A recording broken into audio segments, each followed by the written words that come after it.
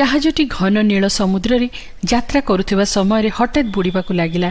ସେହି ଜାହାଜରୁ କେବଳ ଦୟାବାନ ନାମକ ଏକ ବ୍ୟକ୍ତି ଉଦ୍ଧାର ପାଇଲେ ଓ ପହଁରି ପହଁରି ଗୋଟିଏ ଦ୍ୱୀପରେ ପହଞ୍ଚିଲେ। ସେ ସେହି ଦ୍ୱୀପରୁ ବାହାରିବାକୁ ଚେଷ୍ଟା କରନ୍ତି, କିନ୍ତୁ କୌଣସି ବାଟ ପାଇଲେ ନାହିଁ।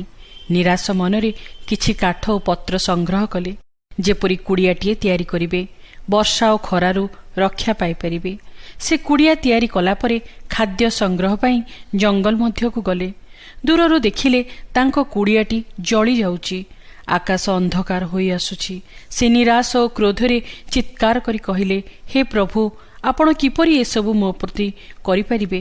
ନିରାଶ ଓ କ୍ଳାନ୍ତ ମନରେ ସେ ଜଙ୍ଗଲରେ ଶୋଇପଡ଼ିଲେ। ହଠାତ୍ ଗୋଟିଏ ଜାହାଜର ଶବ୍ଦ ତାଙ୍କ ନିଦକୁ ଭାଙ୍ଗିଦେଲା। କିଛି ଲୋକ ତାଙ୍କୁ ଉଦ୍ଧାର କରିବା ପାଇଁ ସେହି ଜାହାଜରୁ ଓହ୍ଲାଇ ଆସିଲେ। ଦୟାନନ୍ଦ ତାଙ୍କୁ ପଚାରିଲେ, ଆପଣମାନେ କିପରି ଜାଣିଲେ ଯେ ମୁଁ ଏଠାରେ ଅଛି? ସେମାନେ କହିଲେ, ଆପଣ ଯେଉଁ ନିଆଁ ଲଗାଇ ସଙ୍କେତ ଦେଲେ, ସେଇ ନିଆଁ ଦେଖି ଆମେ ଏହି ସ୍ଥାନକୁ ଆସିଲୁ। ଯେତେବେଳେ ଝଡ଼ ଜଞ୍ଜା ଆମ ଜୀବନରେ ଆସେ, ଆମେ ଜାଣିନଥାଉ କ'ଣ କରିବା। ଏହା ଆମକୁ ଭାଙ୍ଗି ଦେଇଥାଏ। କିନ୍ତୁ ଈଶ୍ୱରଙ୍କ ପିଲା ଭାବେ ଆମେ ଜାଣିବା ଆବଶ୍ୟକ ଯେ ଆମ ପ୍ରେମିକ ପିତା ଯେ ସବୁ ବିଷୟ ନିୟନ୍ତ୍ରଣ କରନ୍ତି। ସେ ଆମ ଉତ୍ତମତା ପାଇଁ ସବୁ କରନ୍ତି।